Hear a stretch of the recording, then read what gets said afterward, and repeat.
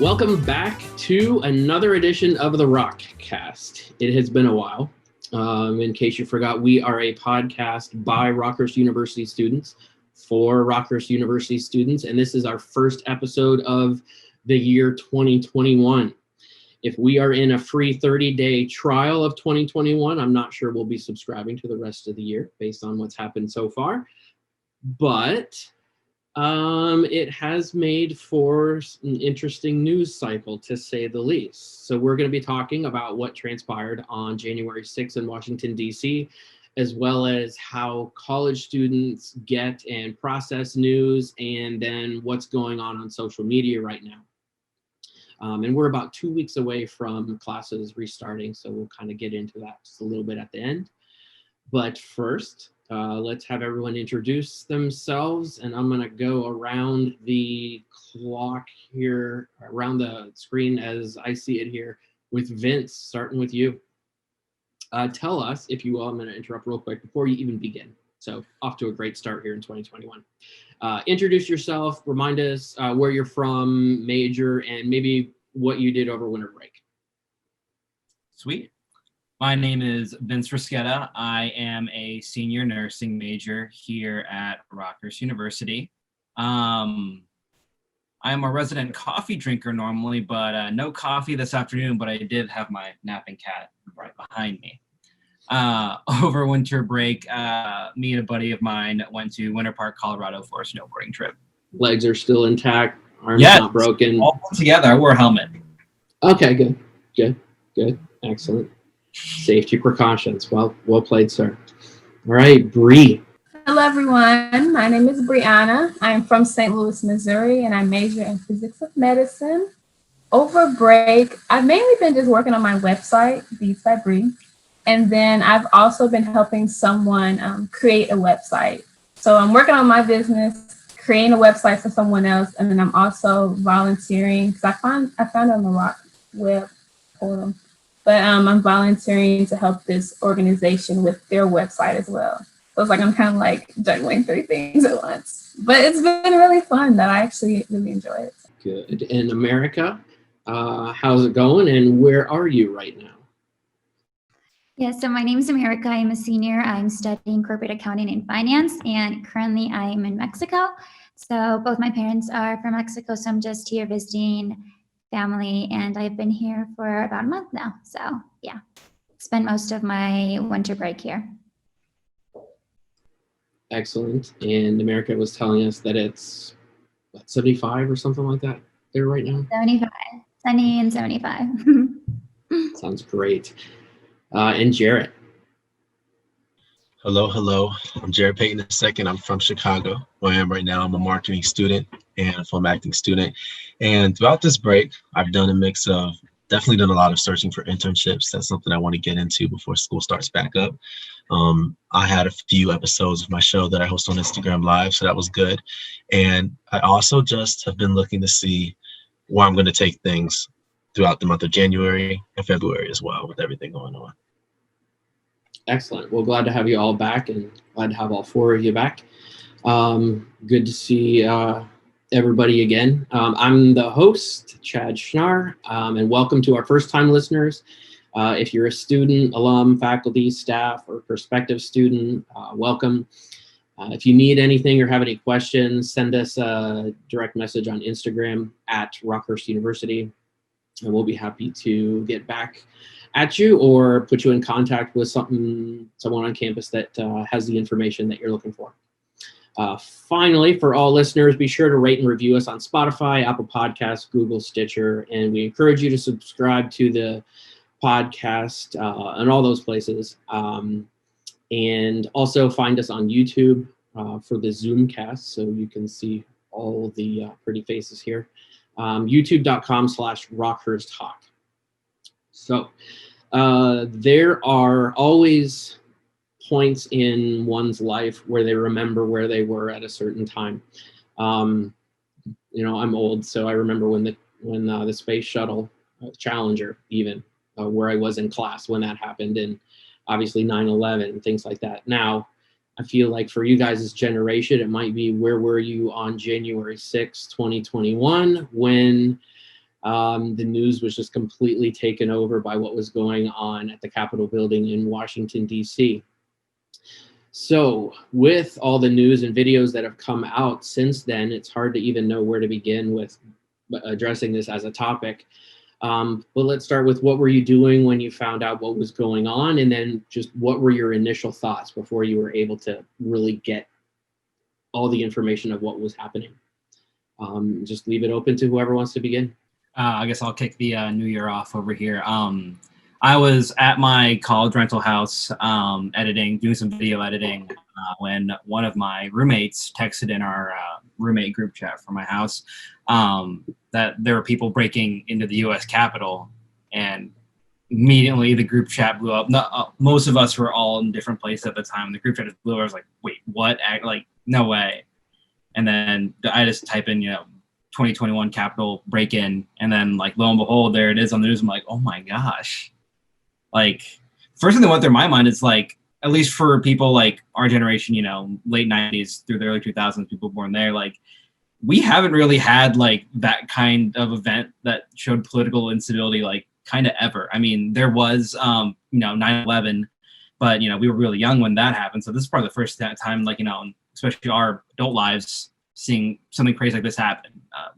Some questions that were running through my mind was, well, why is this happening? Because this is the United States. This isn't happening here. We're the stable. We're supposed to be the stable one, right? Like that happens on other continents. Not us. And so it was mainly just like, one, that confusion for me, and two, well, I'm going to be keeping up with this all day. So I was kind of following it, pretty quickly, minute by minute, as it was going on that afternoon. Yes, I would say the way I found out, so my sleeping schedule is off. So I was actually taking a nap at the time. And so I remember my mom came into the room and she was like, Brianna, people are, rioting and they're storming the Capitol. And I was like, okay. And then she left because I was half asleep. And I was like, wait, what did she just say? And so then I looked at my phone, I just searched breaking news, and there it was. And so then I went to the family room and we all just started watching the news, and I was just like, wow, like, this is really happening. And just seeing the news unfold from social media and then pictures inside. My initial reaction, I was very taken aback. Like, it's not even that I was surprised like that something like this could happen, but more so I was just very disappointed and I was not happy at all. To say the least. So those were kind of like my initial reactions when I found out everything that was going on. Do you want to go? Okay, I guess I'll go. So for me, I guess the way I found out was very, very different, since, like I mentioned, I'm here in Mexico. So I found out honestly till like 6 p.m. that this was happening, because I went to go get a haircut, and I was just waiting, and I was texting my friend about something super random. And then she texted me back and she was like, have you seen the news or anything? And I was like, no, why would I watch? No, I haven't seen anything. And I really hadn't. When I'm here, I don't really see the news. When I'm back, in Kansas, I will have like the news on or just the TV on, but here I don't really watch television. And I honestly don't even check my phone that often. So I was just like, I have no idea. So I went, on Safari, and I was like, what do I even look up? And she told me, she's like, check my story. And well, my data here is really slow unless, so I couldn't, I told her, I was like, it's not loading. And then she starts sending me photos, and I was just very surprised. Obviously, like everyone, I couldn't believe what I was like seeing, especially I couldn't believe that it was like 6 p.m. And she's like, I've been watching the news for 6 hours. And for me, I was just like, I can't believe that. Like, how is this even happening? And I guess it's been different for me here because it's like international news. Everyone that I've talked to, no one has even mentioned it. Like, no one really cares here. So like the only person I've talked to has been my brother about it. So like right now, it's actually like the first like real conversation I have about this. So yeah, it's been interesting for sure. But here, I guess my experience has been very different because like I mentioned here, it's just kind of like another international news, not like something that everyone is talking about. So. Well, I guess that leaves me. How I found out about this. occurrence, to say the least. I remember, so I'm in my room sitting right here. I don't know what I was doing. I just know I was in my room. I think might have been looking for some internships, going through my email. And my mom just starts screaming. I'm just like, why is she screaming? Typically this happens if, my mom was a big time athlete back in the day. So usually, there's a game going on, something of that sort. She's hollering, right?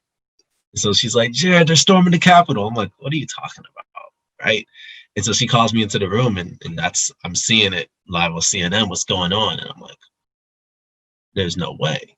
These people are, like, I didn't really have time to actually form my own opinion of it, because kind of like how Brianna said, I wasn't, I guess you could say, surprised that something like that could happen, considering the amount of tension that was surrounded upon what could potentially happen on January 6th, and the tension that was set on all sides of this political spectrum. I just like to hear about it.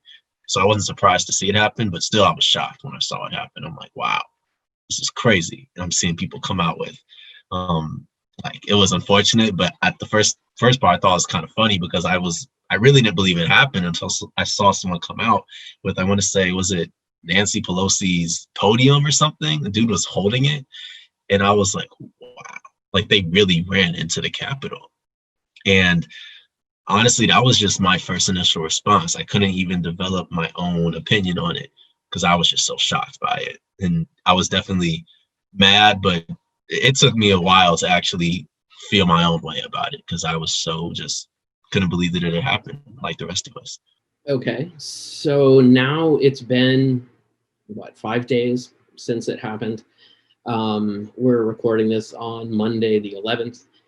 And there has been a ton of news stories out now about it, a ton of video, and all you had to do was look at any of the videos or photos of what was going on. You saw the cell phones in the air. A lot of people, a lot of media ended up being in there. So there has been just this news overload with it now. So now that you've had 5 days to kind of gather more information and whatnot, where do your thoughts stand now? How do you view the whole thing? It's kind of hard just to have like one opinion on it, but I know like a few days later, looking at everything going on, it's still just a matter of like disappointment. And seeing people on the news and during these interviews being proud with committing crimes and saying, well, we did this, we broke into this person's office, and we did X, Y, and Z, and watching the pictures and videos unfold of seeing people taking selfies with security officers helping people down the steps after they just committed crimes. It's very unfortunate. And I guess it just leaves me now with, what's going to happen next. Because even back during like the election period and we had the debates, ever since that quote of stand back and stand by, like that stand by, I was kind of waiting like something is going to happen. I just didn't know how it would happen. And so now we're seeing everything unfold. And it's just I'm just very disappointed. And I'm just kind of seeing just everyone else's reactions and how we're going to go from here. So I don't know if that was like a complete answer, but I'm still kind of formulating my opinion. I'm trying not to let it, I guess, disrupt my feeling altogether, especially over break, but I'm definitely not happy about it. It kind of makes me mad, actually, to be quite honestly. It makes me really mad seeing that something like this was able to happen and that it took so long even for the National Guard to come. Whereas even me being from St. Louis, I've been able to see over the past few years that Guard can come just like that with no questions asked. So seeing this happen and how long it took to get it under control was just very disheartening. I'll go off of what Bree said personally, and that was where I was able to form more of my own opinion of it, because as I said, at first I was just shocked for most of the first day until later at night. I like to do this in general when it comes to news, is watch CNN, Fox, and MSNBC just so I can get a gist of what everyone is talking about. So that way bias really doesn't affect how I feel or how my family feels. We're actually able to just come up with our own opinions and not feel persuaded, because even though bias is a thing, typically the facts are going to be across the board. you can be able to see, okay, this is what they're showing, and I saw this there, but I didn't see that. But, kind of to go along with what Bree was talking about, I feel like so many people were frustrated because they saw, especially last year, and there's division in every year. So especially just because we're in 2021, we don't want to act like 2020 was just the worst year to ever happen, because you're going to have good and bad in every season that you're in. But it shows how much that we as a country just didn't learn, because we saw this year full of division. We saw this year full of drama and tension, and honestly, just horrible tendencies between not just people when it came to politics, but just in life in general. And I think so many people were frustrated because they saw the way that many people handled and talked about things back in June, summertime, where things really started to get heated up with protests and other things over totally different things. And then you come back now, and then that was a big thing where I guess I more so was able to form my opinion, was you talked about, getting the situation under control and the National Guard, or the lack thereof. And then on top of that, it was also weird because typically with every narrative, as I said, there's fact and there's fiction, but there was so much media coverage over this that actually this situation is still developing to this day, which is a very interesting thing that I've been able to figure out, that sadly it's not over. I don't know when, not even just the idea of people talking about it, but the repercussions of what happened to certain people, not just people that rioted and stormed the Capitol, but potentially executive officials, potentially the president. It's created such a greater picture than just storming the Capitol and everything that happened. And that's why so many people are frustrated. Somebody said, I want to say it was a psychologist I was listening to, and his reaction to it, and he called it a disgrace to democracy, and he clarified what he meant by that. He said it's a disgrace to democracy, not because of who stormed the Capitol or why they stormed the Capitol, but for the idea that as far as social progress and what it does for the greater good, there is nothing there. It doesn't do anything to help anyone except for just create this greater sense of division that we have been talking about trying to get rid of. We're seeing ourselves go in this repetitive cycle of we want things to be better, but things like this everywhere around the country just keep happening. And I feel like going forward, we really have to ask ourselves, how serious is it that we prioritize the greater good of the country and less of a political party or a belief or a sanction, if you see what I'm saying? I agree with what you were saying, Jared, about division. I feel like what I've been able to see since most of my experience has been, through social media, that's how I've been able to see kind of how people are reacting to this, is that I have seen it like way more divided than ever. Like it's been like so divided. I feel like we talked, and I think it was in a past podcast, we talked about maybe what we hoped 2021 would bring, and that maybe it would just bring like less division and that we would maybe move on. And it's really sad to see that it's been so far, we've seen the complete opposite, and just kind of what people have been posting. And it really has been like, which side are you on? It's like, you have to pick a side. And if you don't say which side you're on, then I don't know. So that's kind of how I've seen, which I think is, really, really sad. So hopefully, I don't know. I guess I feel like in every podcast, I'm like, hopefully it'll get better. But I mean, I feel like after something like this, that's really kind of the only thing we can hope for. And it's kind of interesting also because I've seen other people comment about the situation, and it seems like other countries aren't surprised that this happened. They kind of seem like, oh, you're surprised this happened, we've seen it coming. So I think that's also very interesting. That kind of maybe should make us think that we just need to be more careful about how we handle things, and not, I guess, maybe not just hope, but take action. So yeah, that's kind of what I have to say about the situation so far. America, kind of going off of what you're saying with how these events, are kind of the opposite of what we were kind of talking about in some of our earlier episodes here on the RockCast. But I mean, my kind of take on that is like, well, I mean, that's Murphy's Law, right? Whatever can go wrong probably will go wrong. And I know some of the things we talked about during the election episodes for our podcast, we're kind of talking about how people are going to react to the news. And a lot of our conversations kind of focused on, the initial results right there on November 4. But I don't think we really discussed like how are people going to react, when the inauguration is going to happen, which is going to be the next big step in the reaction. I don't think we ever took the time to consider that. So, I mean, that kind of answers a question that we never even posed to ourselves on previous episodes. And it's just unfortunate when, this happens, when any peaceful protest, goes over the line, takes a step too far, is that no matter which side or of the political spectrum you are in or what you believe in politics, America still loses on the world stage when stuff like this happens. The natural consequence of, propping ourselves up for, decades upon decades as the greatest country in the world, the shining beacon of democracy, is that, well, what went on January 6th wasn't exactly too democratic now, was it? And so I saw a lot of news on social media on what other countries were reacting, and countries that we consider kind of our competitors in the world stage, Russia, China, countries that we've had problems with, Iran. All of their world leaders they're happy. They're happy to see us, tear each other apart. And they don't care, about who wins the election over here, who wins over there. They see America get destabilized. And no matter what you believe, that hurts all of us as a country when we're not able to act civil and step over that line when it comes to a peaceful protest turning into a riot. And so my, I guess, final take, I was like, when stuff like this happens, no matter what you believe, America loses every time for it. I kind of want to add to that. I think that's very interesting what you pointed out about how we're just like tearing each other down and other countries are just like in like the front seat, like with popcorn, just watching.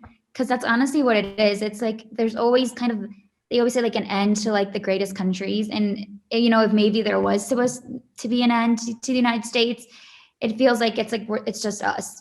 It's just like America versus America, us tearing each other down. Which is it's extremely sad to see that that's how it's happening. Jarrett, you mentioned it seems like we didn't learn from like the summertime, things like that. How do we as a country learn from this? What can we learn from this? And where do you even, what practical steps could even be done for the immediate future and long-term future? Immediate future meaning, and one of you mentioned it, are there consequences? And there's a lot of talk about what should be done to those who incited it. But then toward America's point here, how do we even begin to come together?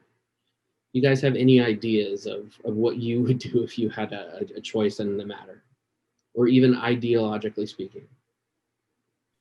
In all honesty, and this goes for not just situations like this, but in general. And I feel like it can be very hard to do this. So I know that this is never something that we can straight up tell someone to do, because there's other ways around it. But showing empathy, having the idea of saying, you know what, I may not do everything exactly the way that you did it. I may not agree with you at all, but I feel your pain. I see where you're coming from. And not only do I see where your pain is coming from, but let me try and redirect that, and let's see if we can find the source of that pain and help you out and other people that might feel the same way. And as I said, it's not that simple, because a lot of people can show empathy. And actually another reason why people are so frustrated, in fact, most of the people that I would say have the heightened sense of frustration right now, is because they're seeing empathy being dealt out to certain people that wasn't dealt to others last year for other situations. And that's the thing about empathy, is that even though it's a beautiful thing that should be expressed, it can also be manipulated. You can give one person empathy and totally disregard the other person and say, oh, essentially I care about these people, but not these people. And let's say both of these people that we're talking about could be two different households that live under the same tax bracket and pay the same taxes in the same country. But the care and empathy is expressed towards one's beliefs and not the other. So we have to find that common ground where we can care about both of those people, Democratic or Republican, conservative or liberal, regardless of where you fall on the spectrum, whether that's political or not. We have to express that empathy. And that's what scares me about it, is because even though empathy is an answer, and I say an answer because there's multiple answers to this problem and where we can go from here, but it can be manipulated. And that's where, even though that is a great step to take, we do all have to really be cautious about how we handle empathy and showing that we care about the pain that others go through and why they do what they do, regardless of whether we condone their actions or not. I think like alongside empathy, I don't know if I've said this in a previous podcast, but definitely accountability. And I believe that accountability is uncomfortable for everyone, but it's something that needs to be done. And that's accountability on all spectrums, no matter what side that you're on. And when you're able to hold other people accountable, you're able to look back and look at it through a different lens. Like, okay, why did I do the things that I do? What made me do the things that I do? And so, I don't know, it's kind of hard because we can talk about empathy, we can talk about accountability, but then it's so hard because this is like changing the actual person. You have to be able to let them look at their ideologies in a different way, and that can be mainly the hardest part. You can somewhat change or help persuade someone's actions, but as far as their mindset about something, it's kind of like the hardest thing to change. So that's definitely something that I've just been thinking about and trying to reflect on, like, how can I talk to those and allow them to see my perspective without it making feel like I'm making them do something, for instance. So yes, but I'm just very, I don't know, kind of hesitant in a way, even as far as like involving myself with everything that's going on, because it's really a downer for me. And like Jared was saying, with everything that happened the past year, even within the summertime and just seeing everything that happens, it's really hard for me to keep that faith, to know that things will get better. Obviously, I want them to, but it's very hard for me to, I guess, look at it in that light. Okay, so in terms of immediate future, there's a lot of talk about what should be done to certain leaders, or what kind of accountability, as Bree said, or consequences. So instead of talking about a certain person, let's say a precedent has to be set for something like this, regardless of where it ends up in that person's term as president. So if we have to set a precedent here, what should it be? Should it be impeachment? Should it be the 25th Amendment? Should it be a demand to resign? So in addition to thinking what should happen now, what should happen in the future? And this has nothing to do with party. We're going with, these are the rules and the precedents that are going to be set for future leaders. What would your thoughts be there? Well, for me, at least, resigning is out the question for me, because I feel like that's just such an easy way out, in my opinion, to be just, forced to resign. I wouldn't like that whatsoever, because there's no accountability in the future. So I would definitely say impeachment goes a long way. And I know that a lot of people, especially like on social media, have been talking, well, the 20th is coming up. Why impeach him now? And that's the thing, like when you let something happen or go on for so long, there's no type of, not even really the word justice, but also people being held accountable. I don't know why I'm using that word so much, but it's very true. And with everything that going on, when you're abusing your power and using it to create what happened on the 6th, it shouldn't go unpunished. Definitely. And that's with anyone in the future. And then even as far as censorship. So we've been seeing a lot of that, especially Twitter, Facebook, people accounts, whether or not they should be censored or not. I definitely believe that as a leader, as a quote unquote leader, there's just certain things that you shouldn't say, and there's certain things that you shouldn't do.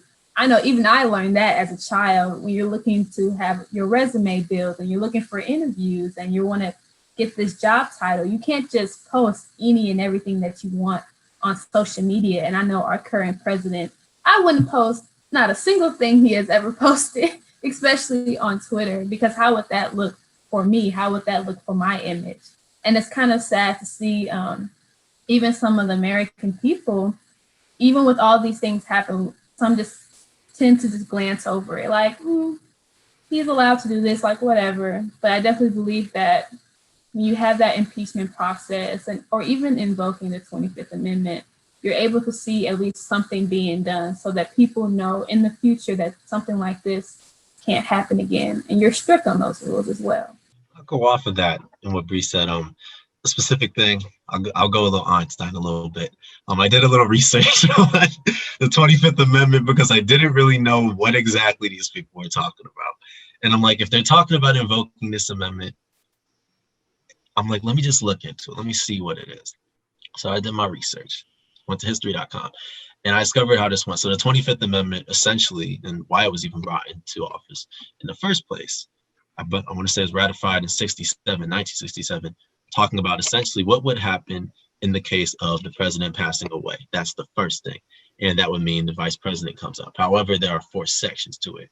And the 4th section of this 25th Amendment talks about if the president has so-called some type of mental illness or other disparity that keeps them from being profound and just being a legitimate option to lead the country, that the vice president would also be put into office.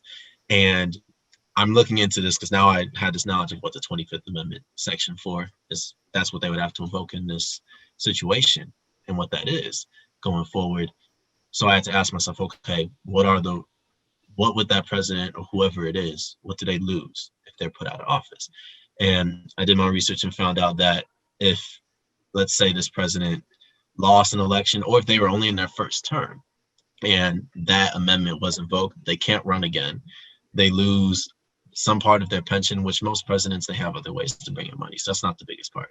But if they're trying to run again, if they've only had one term, that is probably the biggest thing. So even if this candidate doesn't want to, as Bree said, take accountability for what happened, it wouldn't matter, because if they do want to be president again, they'd have to understand that, okay, if this amendment does get invoked on your behalf, you don't have that luxury anymore. So personally, if I'm looking at it in this instance and what we've been seeing right now, I'm very in between on it, because I understand as far as the repercussions, what it might teach people. But then it's like, is that going to divide us more? Or are we actually going to see something good come out of it? And honestly, with the 11th, with just about 10 days left, while said candidate is in office, I don't really know how to go about that, because I know I'm very torn about it. It's very interesting though to see people that are in executive office take it really seriously, because it's like, whoa, like never thought I would see that at this time for sure. When it comes to terms of like what are going to be like our guidelines for for this process, I mean, Jared kind of went before me, so I kind of took my idea of actually talking about like the 25th Amendment and impeachment and all that fun stuff. Going on the impeachment kind of way here, I think setting a precedent for terms of impeachment, we would kind of have to look at history and ask, like, okay, say which presidents have been impeached and what they were impeached for. President Trump they are impeached for abuse of power. The one before him was Bill Clinton. He got it for perjury during the Lewinsky trial. And then the next one didn't happen until, which was also the first one, was President Johnson at the end of the Civil War for just generally being at odds with Congress over how to do reconstruction of the South after the Civil War. And so, I mean, history kind of does give us those, like, okay, these are the things that other people have been impeached for. So those are kind of the guidelines I would say that we would look forward to in determining, what punishment, or if we do impeach or not. Since our world right now really runs by social media, I kind of agree with what Bree was saying about, I just think that it's necessary that the president, I don't know if maybe, I guess like I'm confused about like how the president is even like allowed to like tweet some things. Like I assume that there's people that work for him that like help him, but maybe he doesn't listen to them. I guess maybe that's why so many have resigned. I don't know, but I just don't think that should even be a thing. Like those tweets, like so many tweets should just been taken down like years ago. So, I mean, especially if you're literally like the image of the United States, like those things should not be happening. So kind of moving forward, I just think that maybe the social media of the president should just be, I guess, monitored closer. I don't know how that would work. I don't know if that kind of limits their like freedom of speech, but I feel like if you're president, you should have like different types of regulations. I mean, even when you like take a job, sometimes they say you can't like tweet about this or, you know, post things about this. So, I mean, I'm guessing he writes like sign some type of contract when you become president. I would assume so. Maybe I don't know how that would work. But I just think that that should be monitored closer. And maybe that's why it has been such a huge problem, since maybe presidents in the past, obviously social media was not as popular. So maybe that's why it was such a huge problem right now. But I feel like they should add that to their contract per se. Like, these are the things you can't say, or like you need to like pay attention to what people are telling you. If they say you shouldn't be posting this, then you really shouldn't, because that's how things work, you know, in workplaces. So that's kind of what I'm thinking. That's actually a good segue into one of our other topics, and I'll go back and hit some of the other things, but I'm going to skip ahead to social media. So the news this past week has been that Twitter has banned the president from using Twitter. And then Facebook obviously followed suit, and a horde of others. And then Apple went as far as taking Parler off their app or their app store. And Amazon Web Services, Parler can't be on there because of hate speech, and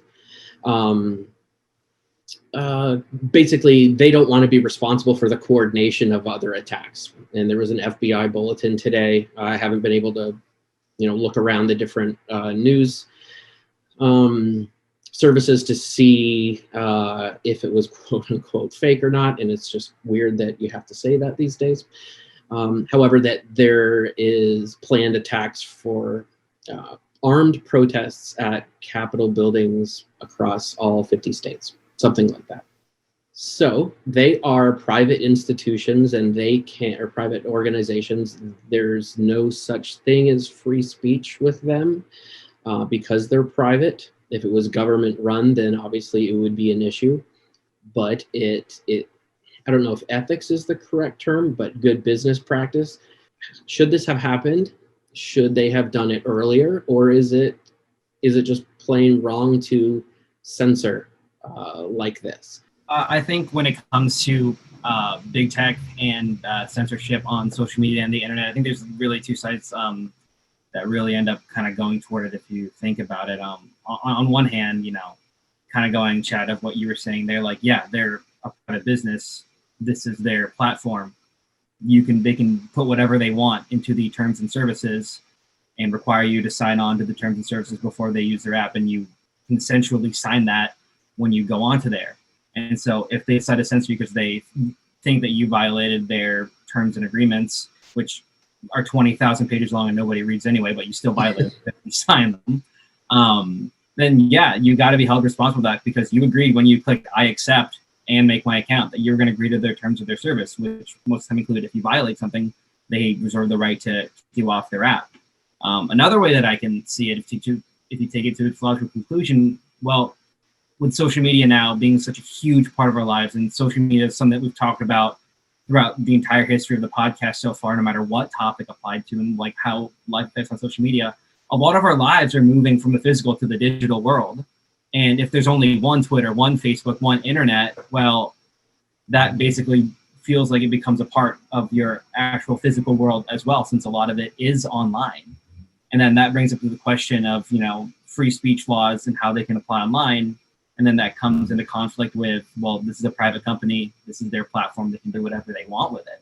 And so you got a rock in a very, very hard place, or no, I guess a better analogy is like an unstoppable force, an immovable object, and they're clashing into each other. And I feel like that's the two ways you have to look at it. Are you going to protect the arm of big businesses because they can do whatever they want on their platform? Or are we going to have to start having a conversation with our country now and with our elected officials? How far can our country's free speech laws, be applied, onto the online setting as well, since that's where a lot of our lives are going to. I definitely believe it was something that needed to be done, especially with his ranking and how high up he is, as far as like how many people it reached, how many shares it gets, and then even when like, it's not just like me, Brianna, posting something like, okay, you know, a few people will see it here or there.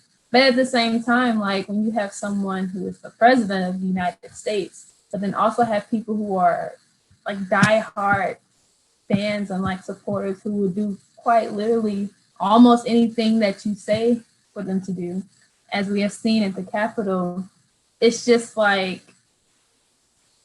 you don't want to incite that violence. And I honestly don't blame Twitter, Facebook, or any other company that banned his account. I definitely believe that it was necessary. And it's sad that it took this long for them to do it. It's really sad because we've seen time after time that this is kind of starting to get initiated. He's been like beating around the bush just a little bit, but finally it's in our faces, it's right in front of us. And so now they're kind of forced to do something about it. So I definitely believe that it was necessary, and it's just very interesting to see, even in the future, because from what I've known, I haven't been into politics when I was younger, but obviously now I am. But as far as I've known, I've never seen a president so involved in social media in my life. Maybe I'm too young, I don't know, but for me, I have not. And so just seeing this era, these past few years of having a president who is so into social media and can kind of say whatever they want, it's been kind of crazy. I'm not gonna lie to you. So I'm kind of glad that they did it, and I'm just interested to see what happens in the future. And another thing that I want to say, this doesn't really segue off into anything else, but I've noticed that it's like a lack of soft skills for me, like as far as like respect and being honorable and those different things. Even I've seen, I don't know if that was his last tweet. I don't have Twitter. I don't follow him. I don't do anything that I kind of just see it secondhand, third hand. But even him saying that he isn't going to go to the inauguration, I just think it's kind of like a respecting like tradition and over time, and just saying that you're not going to go. That's just kind of crazy to me. I'm not surprised, but I don't know. I think it's just a sign of disrespect, in my opinion. Personally, I go off of what Bree was saying. My mom always told me this. And I think that her background as an athlete, even though I don't play sports anymore, it's definitely something that stuck with me to this day, is that you're going to lose sometimes. And when you lose, it's not about why you lost in any way, but it's about how you carry oneself. And I'll never forget it. Like, I feel like this will live in my head rent free for a really long time. But Mitt Romney, as many people know, was the Republican candidate who ran for president against Barack Obama back in 2012, I want to say, right? 2012.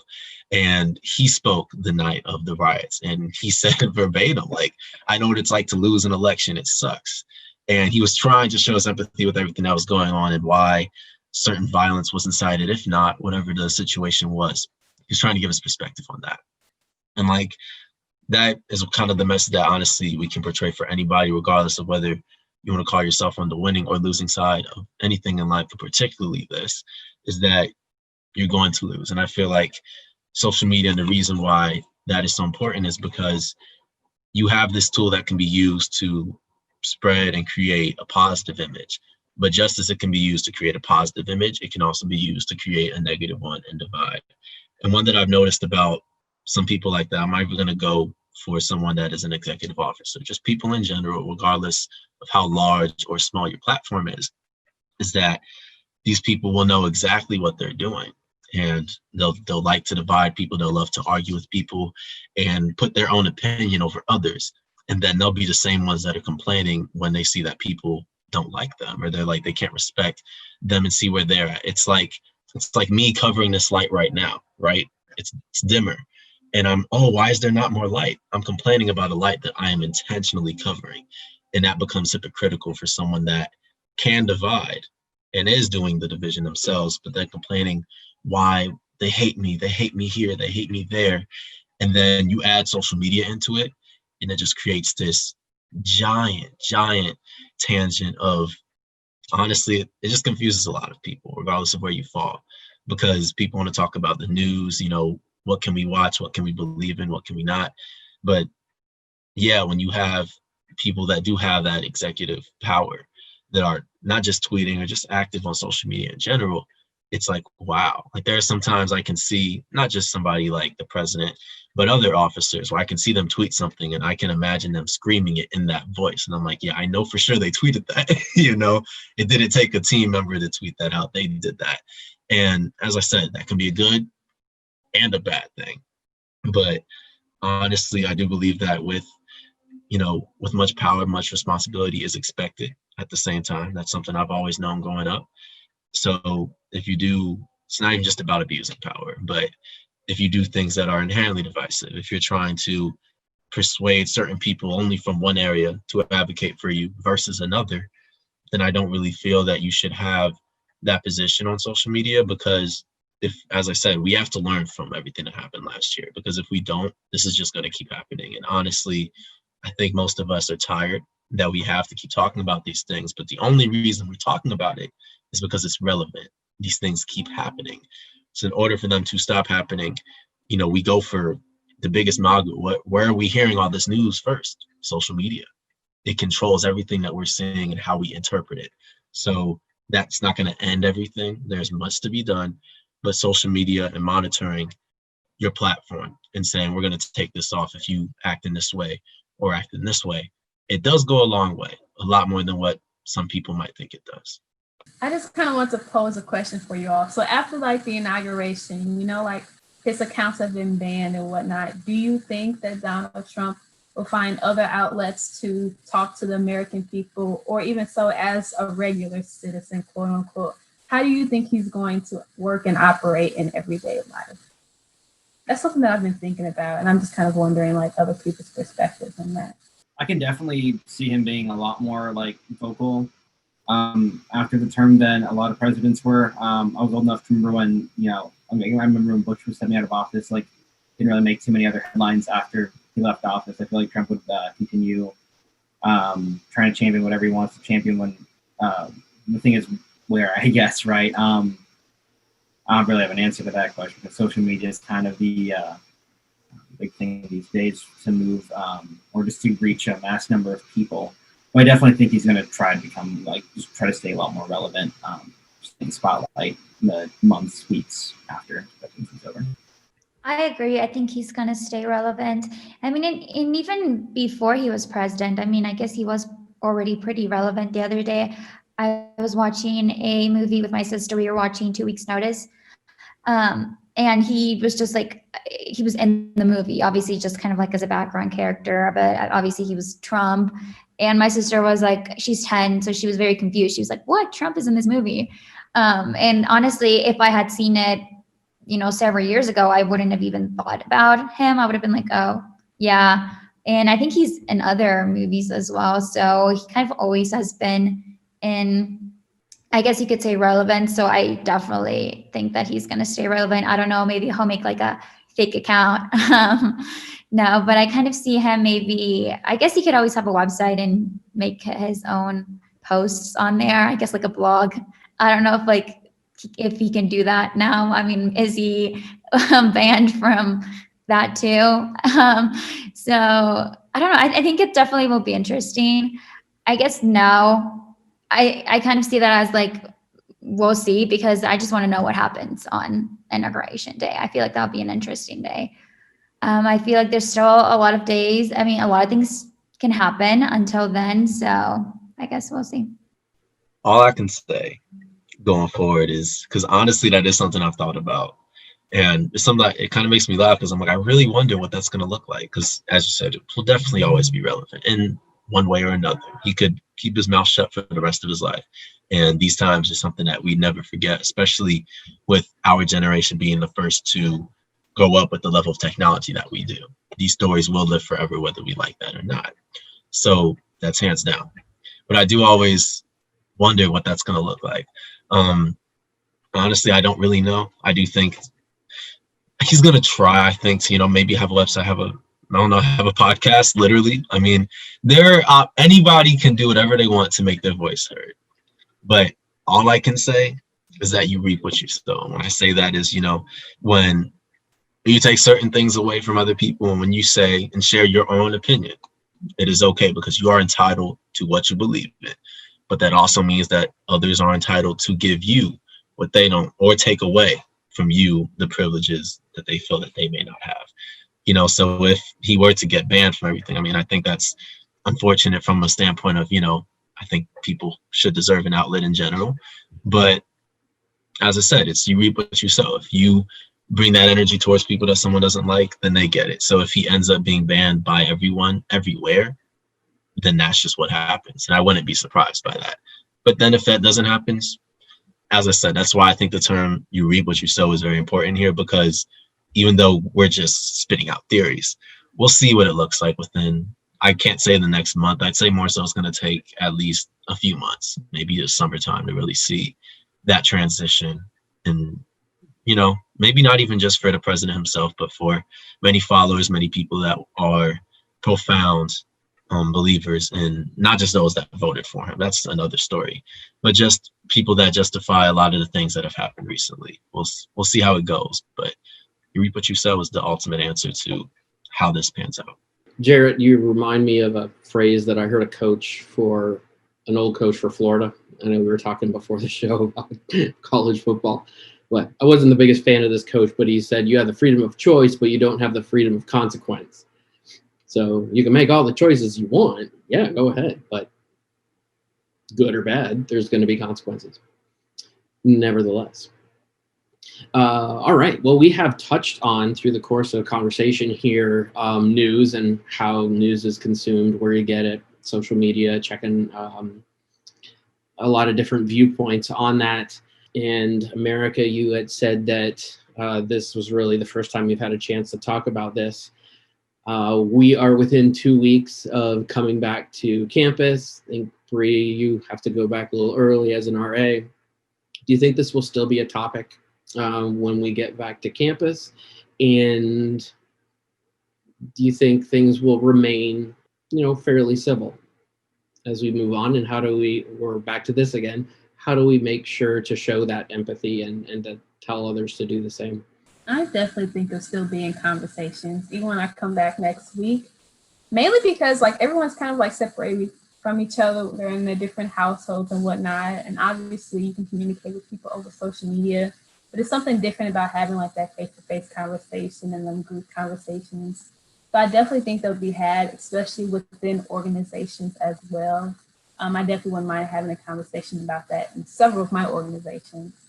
So I definitely think it's not going to be something that gets old too quickly. And it's even kind of interesting because school was pushed back a week.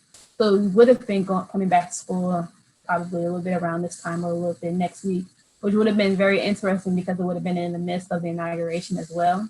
So I definitely think with that and the capital of what all transpired on that day, it's definitely going to be talk of Rockhurst, definitely for sure. But for me, I guess my main takeaway is just how will the precedent be set from here on out? And then even with classes starting at Rockhurst, I'm pretty ready to get back to it, other than everything that's happening political-wise. So I'm very excited to see what may happen within the next few weeks. As more of a general question about coming back to campus then, is there anything that you guys are looking forward to? Are you looking forward to getting back on campus? Or Jarrett, I know you're distance learning. Are you anxious to get back into a routine, swing of things like that? Kind of get your mind off of what it's been on for the last 5 days or so. Yeah, that is something I guess I could attest to, definitely, with everything happening, because I do remember now what I was doing when I first heard about the riots. I was definitely trying to invest in my future, to say the least. So, and then after that, it's definitely been a blur the past few days, because you just keep seeing headline after headline after, as I said, situation still at this point developing. So going forward, and I won't be going back to campus until August, but even being where I've been at so far, doing everything remote learning as far as this year, just being motivated, because that's definitely something that I feel like it's not just harder for me, but for a lot of students that maybe you work better where you can do things with other people, where you have, obviously we don't have the hands-on experience as far as having a teacher right next to you, except for some classes. Some students do have that opportunity at Rockhurst, but with COVID, especially if you're at home, it's pretty much just you, and then maybe you commute or communicate with people virtually to help you out. I've gotten a little bit better with that, but I know that that's definitely been something that I've suffered with. So the past week and definitely going forward, just making sure that I can do that is what I'm a little bit more excited about. I feel way more confident about that than I did my first semester and with everything. And so I'd honestly say the same for anyone else who is at home doing remote learning, or for anyone that is going back to campus, just to find ways, especially throughout the next few weeks with everything going on in the social climate, to I honestly would say, to distract yourself from what's going on, because honestly, that's what you need. But you need good distractions, whether that be reading a book, watching a show, writing poetry, going for a run, maybe going to see some people distanced. But just find things that will separate your mind from everything that's going on, and that will keep you motivated on doing the things that you need to do in the future. For me, I think a word that I could use to describe returning to school in about 2 weeks here is hopeful. Me and a lot of people that I hang out with are in the healthcare community, so we've been getting our coronavirus vaccines over these last first few weeks here of January. And I am hopeful and excited, and really just hopeful that we can get these vaccines pushed out. And so we can get more and more sections of the population vaccinated, and hopefully we can start turning the whole coronavirus situation around. That's a big hope for the spring semester of 2021. I know there's already been a ton of delays right from the get-go before even getting it to those actually working in COVID units, with just taking longer times to ship. Right now we're starting to see problems of the vaccines starting to expire because we can't get them distributed fast enough. So a lot of the time they're just sitting around. So those are some challenges that we're going to have to overcome. But for me, going back to school, hopeful to say the least, see if we can start turning this COVID situation around. I'm definitely excited to go back. It's my last semester, so it's a little bit, it's kind of sad, it's bittersweet, but I'm very excited to see my friends, my classmates. And then I always brag about it, but the Rockhurst community is very respectful. So I think I'm even excited to have conversations with people about, what happened, because I would like to get their perspective. Everyone that I've talked to, and, or when something happens at Rockhurst, everyone seems very respectful there. I've never really received any attacks or anything from anyone. So I'm excited to just talk to people. And then, I'm also excited to see how the year continues. To happen, with COVID, because that's still happening. So it's exciting. Wait, so Vince, did you say that did you already get the vaccine? I got my second dose 3 days ago. So that was my last one. Kicked my butt though. Holy cow.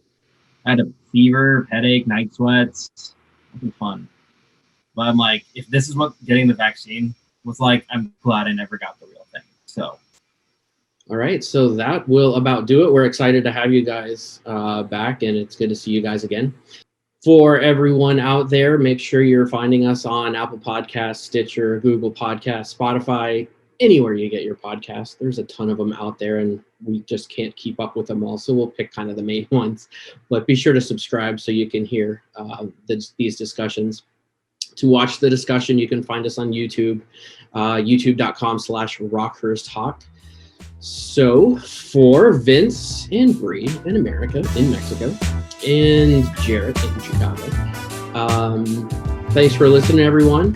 Have a great 2021, and we'll see you later.